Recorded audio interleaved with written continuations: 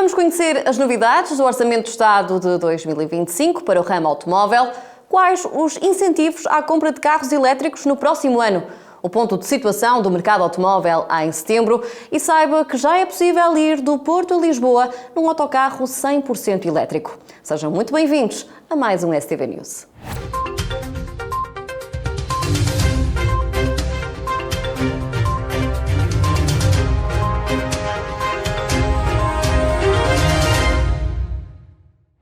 O Governo já apresentou o Orçamento do Estado para 2025 e no que diz respeito aos automóveis há muitas novidades. A começar pelas tributações autónomas, que vão ter uma redução anual até por fazer 20% no final da legislatura do atual Governo e a primeira redução consta já na proposta do Orçamento do Estado para o próximo ano.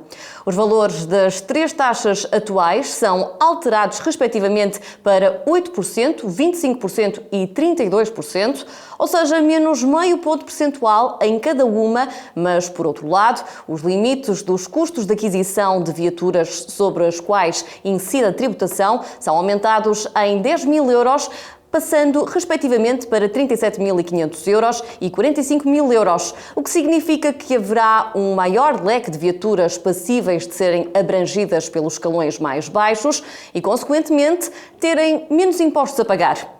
Em relação ao imposto sobre veículos e o imposto único de circulação, estes não vão sofrer alterações na proposta do Orçamento do Estado para 2025. A única alteração que consta do artigo é o alargamento da taxa intermédia do ISV nos usados importados provenientes de países da União Europeia. A proposta prevê que beneficiem de uma taxa intermédia de 25% os ligeiros de passageiros híbridos plug-in, matriculados entre 1 de janeiro de 2015 e 31 de dezembro de 2020, desde que tenham uma autonomia mínima no modo elétrico de 25 km. Desta forma, estes carros são equiparados aos híbridos plug-in com uma autonomia no modo elétrico de pelo menos 50 km e emissões de dióxido de carbono inferiores a 50 gramas de CO2 por quilómetro. O programa de incentivo ao abate de veículos em fim de vida, medida orçada em 129 milhões de euros e que constava do Orçamento do Estado de 2024, nunca chegou a ser aplicada pelo atual Executivo, mas em 2025 será incorporada nos incentivos à compra de carros elétricos. O Governo aprovou um apoio de 4.000 euros na compra de um veículo elétrico ligeiro de passageiros até 38.500 euros, com a obrigação de entrega de um veículo para abate com 10 ou mais anos de idade. No entanto, o limite máximo do preço do veículo elétrico a adquirir baixa significativamente, uma vez que em 2023 esse valor era de 62.500 euros. Está também previsto no documento o apoio para aquisição de veículos zero emissões, dedicados à logística, no valor de 3,5 milhões de euros, o apoio de 6.000 euros por veículo ligeiro de mercadorias, num total de 1,2 milhões de euros, um aumento de 33% em relação a 2023. Mas as mudanças anunciadas para o setor não se ficam por aqui. Até ao fim de novembro deverá ser aprovado um novo regime jurídico da mobilidade elétrica e alterações ao modelo da MOBI-E, a entidade que gera a rede pública de carregamento. As mudanças em vista ocorrem num cenário de adaptação ao Regulamento Europeu sobre a rede de carregamento pública na União Europeia, que entrou em vigor em abril deste ano e determina uma série de regras, como por exemplo uma distância máxima de 60 km entre postos de carregamento nos principais eixos viários e também o fim da obrigatoriedade de ter um contrato com uma operadora de energia para poder carregar o veículo em qualquer ponto do país ou da União Europeia na via pública, bastando apenas um cartão bancário de pagamento. A Petropri já inaugurou os primeiros postos de combustível em Portugal. A localização escolhida pela marca de combustíveis low cost espanhola para se estrear no mercado português foi a cidade de Águeda, mas rapidamente se seguirão mais postos na Covilhã, e também na zona norte do país, nos distritos do Porto, Braga e Aveiro. A Petropri pretende abrir em Portugal até 2026 50 postos e no primeiro abastecimento os clientes têm direito a 3 litros gratuitos e no seguinte terão 10% de desconto. Em Espanha, a Petropri consegue preços entre 10 a 15 cêntimos mais baixos do que a concorrência, graças à flexibilidade que lhes permite ter tecnologia própria sem depender de terceiros e uma estrutura de custos menor, como afirma Jaime Vega de Seoane, diretor de desenvolvimento de negócios da Petropri.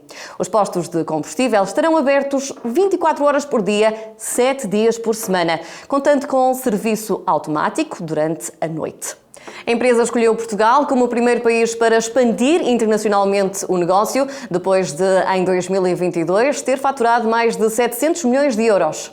A ACAP revelou o número de veículos comercializados durante setembro, bem como no acumulado dos primeiros 9 meses do ano, o que permitiu algumas confirmações e muitas surpresas.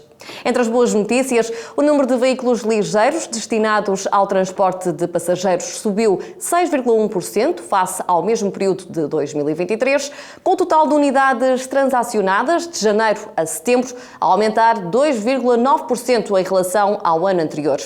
Nos primeiros 9 meses de 2024, os veículos com motor a gasolina representaram 36% das vendas, os movidos a gasóleo apenas 8,7%, enquanto as energias alternativas atingiram 55,2%, o que inclui elétricos, híbridos plug-in, híbridos e outros como GPL e hidrogênio. Em termos de vendas, setembro foi liderado pela Peugeot, marca que comercializou 1.496 veículos nesse mês e 15.857 nos primeiros 9 meses de 2024. Mas se a liderança desse construtor francês da Stellantis não surpreendeu, já o mesmo não aconteceu com o segundo lugar do ranking, detido pela Mercedes, com 1.357 unidades no 9º mês e 12.520 no acumulado. Seguida de muito perto, na terceira posição, está a Dacia, a marca mais acessível do mercado e uma das preferidas dos condutores portugueses por propor uma gama de veículos interessantes a preços imbatíveis, com 1.276 unidades vendidas em setembro e 12.008 no acumulado. A Renault, dona da Dacia, surge na quarta posição, com 993 unidades em setembro e 11.414 no acumulado, à frente da BMW, Toyota, Volkswagen, Citroën e Tesla, com a SEAT a encerrar o top 10.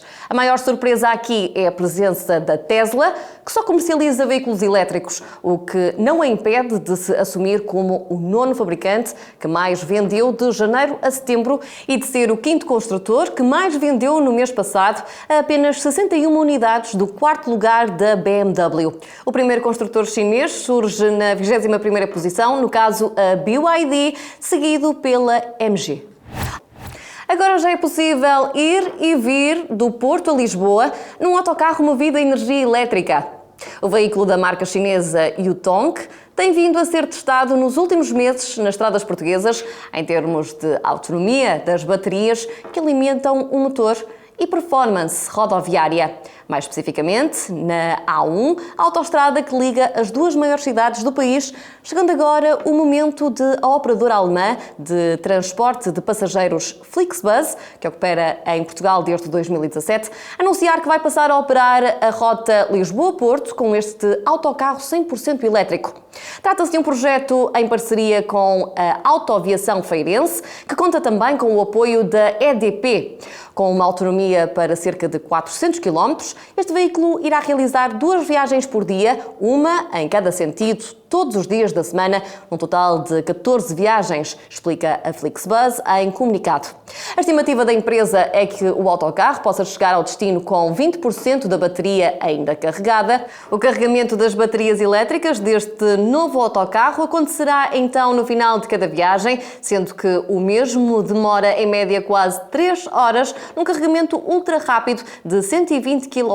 A EDP apoiará o projeto com o fornecimento de eletricidade cidade através de um ponto de carregamento nas instalações da EDP Labelec, em Sacavém.